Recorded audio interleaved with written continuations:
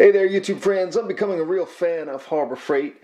I picked this 6-piece wire wheels and cup brush setup the other day for I think it was about $2.49. Now, I don't think you could buy a pack of gum nowadays for $2.49, but I got these wire wheels and I'm going to test them out today by trying to clean up this register that I have right here that's all rusted. Now, if I were to buy these new, these go for about 15 or 20 bucks. So I'm going to see if I can clean them up with these wire wheels that I got from Harbor Freight, and we'll get to testing them out right now. Alright, I'm just going to attach one of these wire wheels to my Warrior drill that I also got at Harbor Freight. Great drill, by the way. Now I'll just test it out.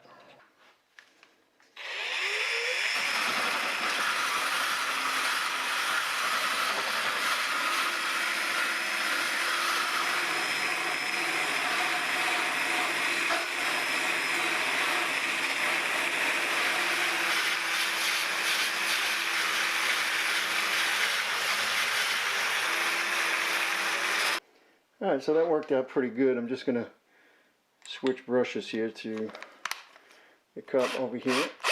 Let's see how that works out on the lubricant section.